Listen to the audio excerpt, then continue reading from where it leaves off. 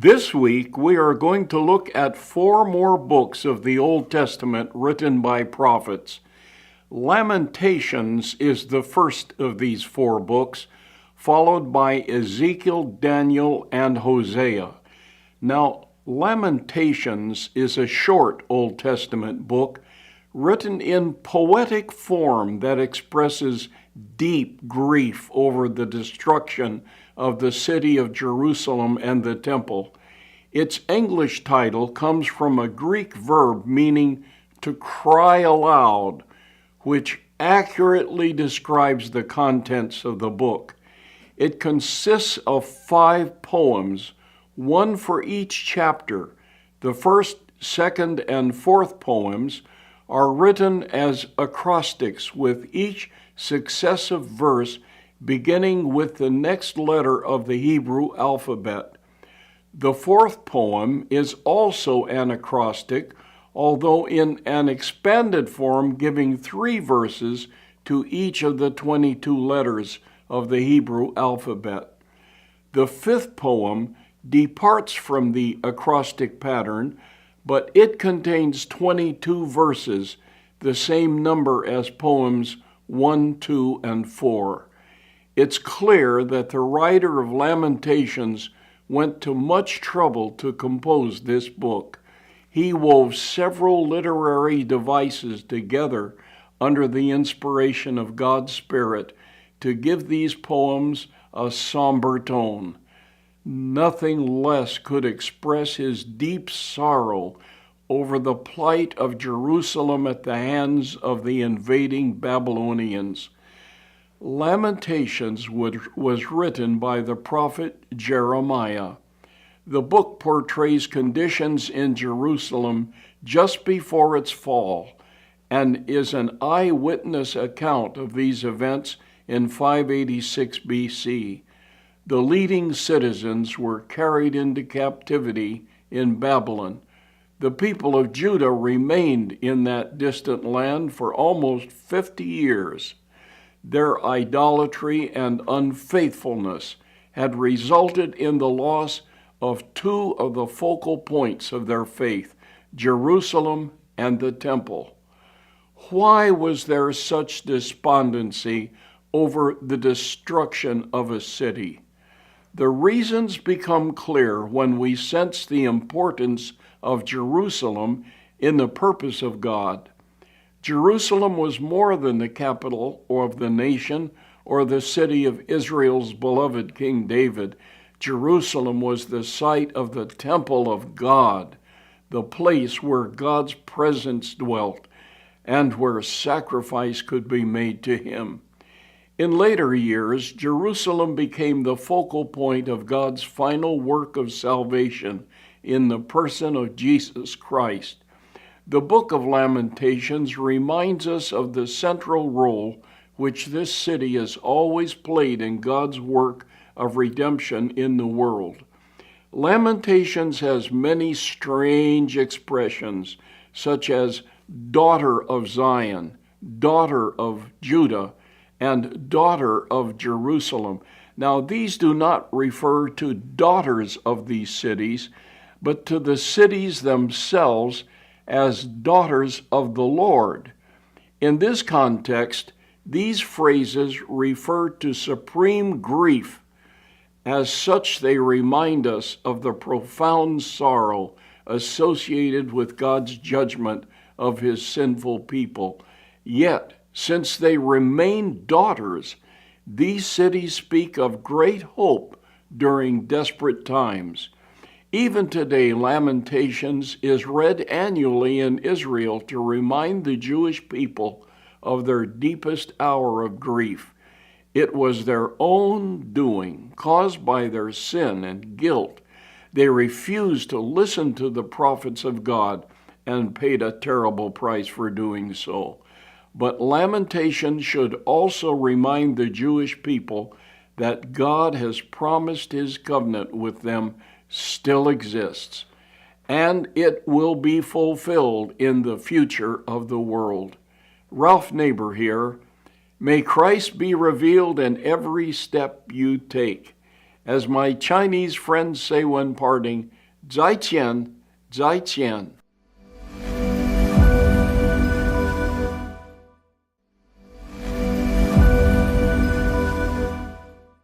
Before turning our attention to Ezekiel, a prophet whose name means God will strengthen, we must consider the material shown on these pages. You are encouraged to read these pages carefully, for they will give you a much better understanding of how to read the prophets. Pay special attention to the comments about the way they saw in one glance events that were close, events that would take place in a few years, and events that were so far off that in our own day they have still not taken place. Peter tells us that this mystified them, and it was revealed to them that they were writing for later generations. Be sure to take time to read these few pages very carefully. Now, let's turn to Ezekiel. He was a prophet of a priestly family, and he was carried as a captive to Babylon in 597 BC. When he was about 25 years old, his call to the prophetic ministry came 5 years later. Then Ezekiel prophesied to the captives who dwelt by the river Kebar at Tel Aviv. In his book, he identifies himself as a priest married to a woman who was the desire of his eyes. One of the saddest notes of his life was in the death of his wife. In Ezekiel 24, 1 and 2, the prophet was told that on the very day he received this revelation, his wife would die as the armies of Babylon lay siege against the holy city of Jerusalem. Ezekiel's sadness at the death of his wife was to match the grief of God at the sin of Jerusalem. Ezekiel was commanded not to grieve her death. He was to steel himself for this tragedy, even as God had prepared himself for the death of his beloved city. Perhaps no other event in the lives of the Old Testament prophets is as touching as this. The harshness of God's command to his prophet emphasizes the Lord's grief over the fate and sufferings of his rebellious people. Believers in God have been called upon to suffer many indignities through the ages, but in the suffering of Ezekiel, we learn something of the suffering of God himself. Ezekiel shows us just how ugly and serious our sin is. Our rebellion brings grief and hurt to God, against whom our sin is directed. Perhaps this is why God acted so dramatically in dealing with the sin of men, by sending his Son Jesus to die in our place and set us free from the bondage of sin. The book of Ezekiel uses vivid symbolic language, much like that in the book of Revelation in the New Testament. The prophet perceived his prophetic messages from God in a series of visions. He addressed these prophecies to the Jewish exiles in Babylon. Although Ezekiel is a long book of 48 chapters, it has a logical, orderly structure that makes it easy to analyze and understand. After a brief introductory section about Ezekiel and the nature of his mission, the book falls naturally into 4 main divisions, given to you on this page. In the very first chapter of the book, he describes an amazing vision of God which came to him at the beginning of his ministry. He saw 4 living creatures, each of which had the faces of a man, a lion, an ox, and an eagle. Clearly visible above these strange creatures was the likeness of a throne, symbolizing the might and power of God. The glory of the Lord was clearly visible to Ezekiel, As he called the prophet to proclaim his message of judgment, this vision in the very first chapter sets the tone for the rest of the book. We'll return to Ezekiel tomorrow. Ralph Neighbour here. May Christ be revealed in every step you take. As my Chinese friends say when parting, 再见, 再见.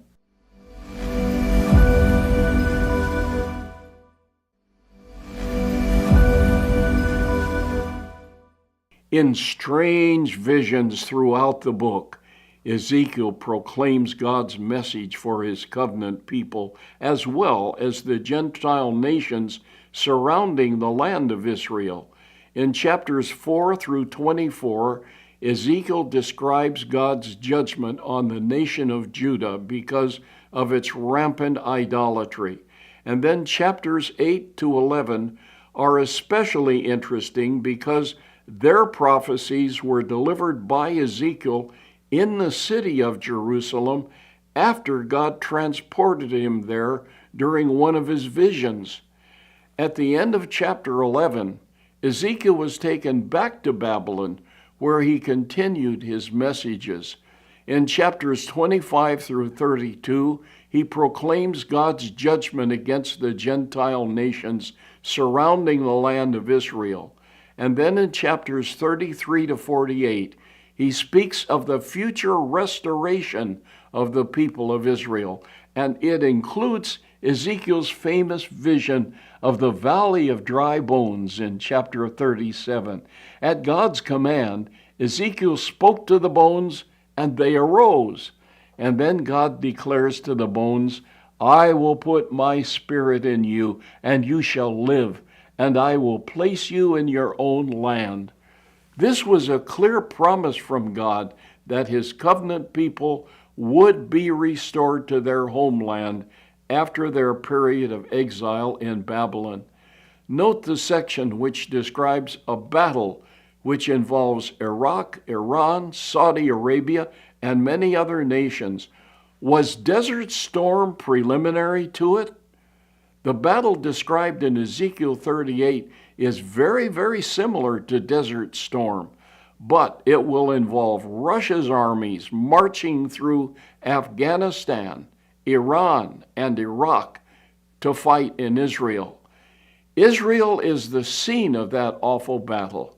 Now, many Bible scholars believe the battle in Ezekiel 38 precedes the Lord's coming, which means it really could take place in our generation. In chapters 40 to 48, there is a description of the restoration of the temple in Jerusalem and the renewal of sacrifices and authentic worship. These chapters are similar in tone and content to the closing chapters of the book of Revelation. Ezekiel points forward to the glorious kingdom of Jesus the Messiah, one of the greatest insights of the book of Ezekiel. It is a teaching of individual responsibility. This prophet proclaimed the truth that every person is responsible for his own sin as he stands exposed before God. Now, in Ezekiel's time, the Jewish people had such a strong sense of group identity as God's covenant people that they tended to gloss over their need as individuals to follow God and his will. Some even believed that future generations were held accountable for the sins of their ancestors. But Ezekiel declared in chapter 18, verse 20, "The soul who sins shall die.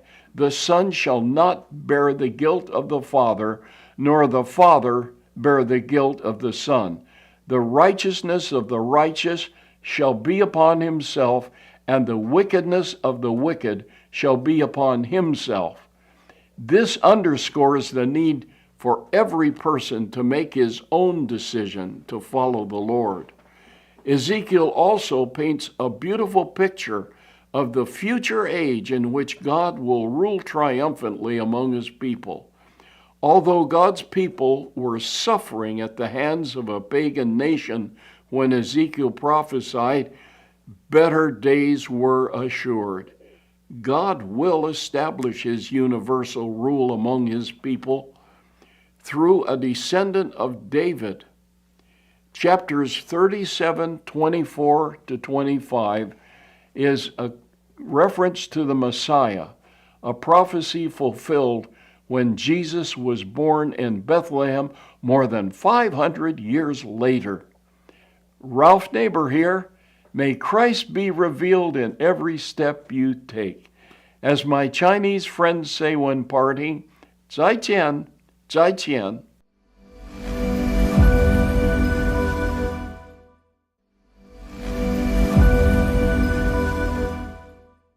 Today we're going to learn about the book of Daniel. Daniel and his 3 friends were taken captive in one of the Babylonian raids against Judah.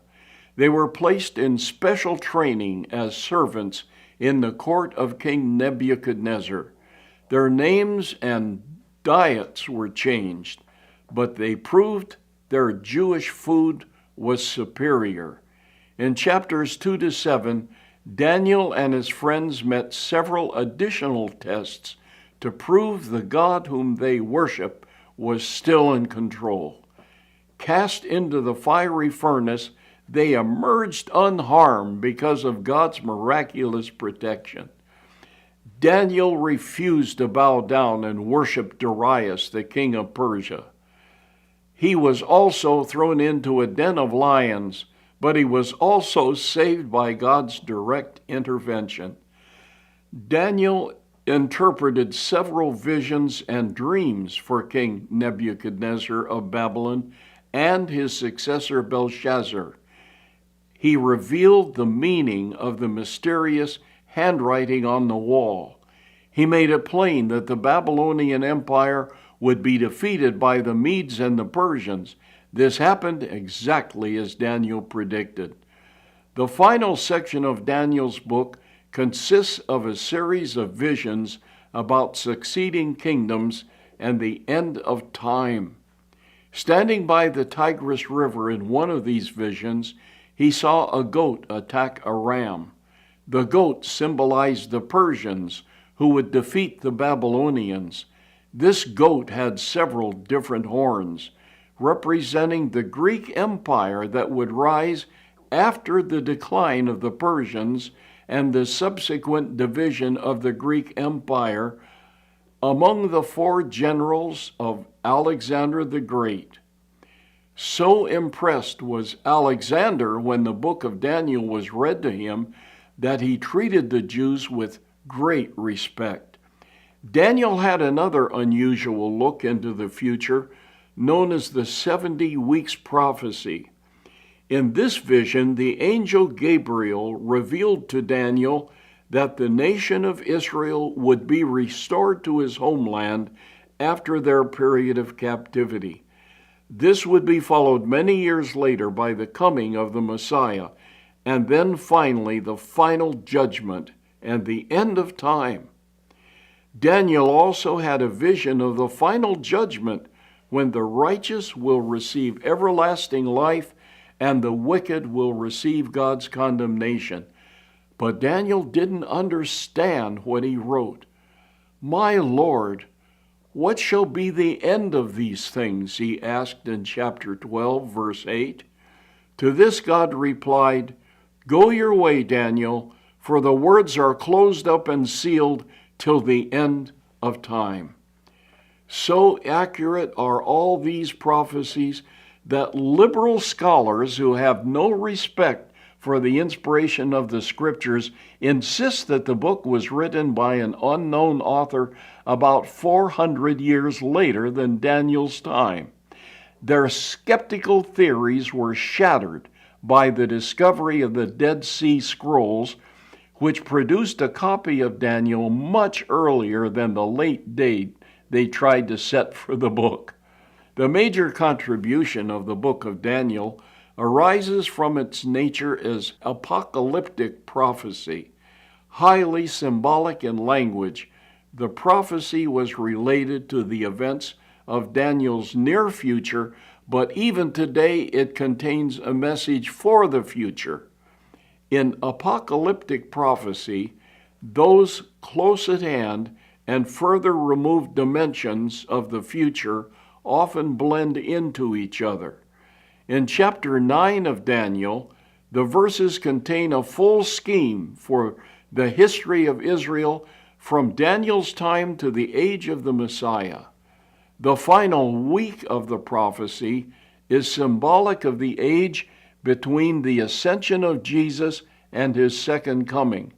This part of Daniel's prophecy is yet to be fulfilled in the future tribulation described so graphically in the book of Revelation.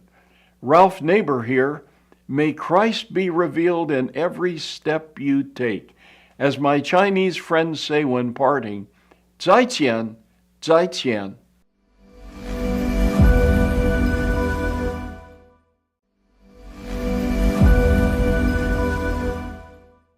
Hosea. Hosea means deliverance. He prophesied during the twilight years of the northern kingdom of Israel. Although King Jeroboam II was the instigator of many of these policies, stability came to an end when he died. In rapid succession, 6 different kings ruled Israel. During the next 25 years, 4 were eliminated by assassination. Weakened by internal strife, Israel collapsed in 722 BC when the nation of Assyria destroyed Samaria, Israel's capital city. Hosea was probably an eyewitness to these events. So after a brief introduction of himself as God's prophet, Hosea tells about his marriage. God appeared to Hosea, instructing him, "Go, take yourself a wife of harlotry and children of harlotry." The reason for this was to illustrate that God's covenant people, the nation of Israel, had been unfaithful to God because of their worship of false gods. Hosea did as the Lord commanded, taking a prostitute named Gomer as his wife. The first 3 chapters of the book report their stormy relationship as husband and wife. Soon after their marriage, Gomer bore 3 illegitimate children. Hosea gave them symbolic name: Jezreel, meaning God scatters; Lo-Ruhamah, meaning not pitied; and Lo-Ami, meaning not my people. These names were to show that God was about to bring his judgment upon the nation of Israel because the people had fallen into worship of false gods. Just as the nation rejected God, Gomer eventually deserted Hosea and the children to return to prostitution. But Hosea's love for his wife refused to die. He searched until he found her at the slave market, and then he bought her back and restored her as his wife. This tender picture showed clearly that God had not given up on Israel, although the people had played the harlot many times by returning to their old life of pagan worship and enslavement to sin. Chapters 4 through 14 contains the prophet's message of judgment against the nations of Israel and Judah. But the book ends on a positive note. In tender language, the prophet reminds the nation of God's undying love. In spite of their unfaithfulness, he is determined to redeem them and restore them to their favored places as his covenant people. Many people believe the Old Testament portrays God's wrath, while the New Testament pictures his love. But the book of Hosea includes tender expressions of deep love. Among this prophet's description of judgment, God's love is not mere sentiment. It is rooted in compassion and bound in holiness. His love makes demands, but it's also willing to forgive. Throughout the book, the prophet speaks tenderly of the nation of Israel as Ephraim. This is a reference to the largest of the 10 northern tribes of Palestine that made up the nation of Israel. This tribal name also reminded the nation of its history and tradition. Through his own tormented life, Hosea presented a striking picture of the pain in God's heart because of the harlotries of his covenant people. Ralph Neighbour here. May Christ be revealed in every step you take. As my Chinese friends say when parting, 再见, 再见.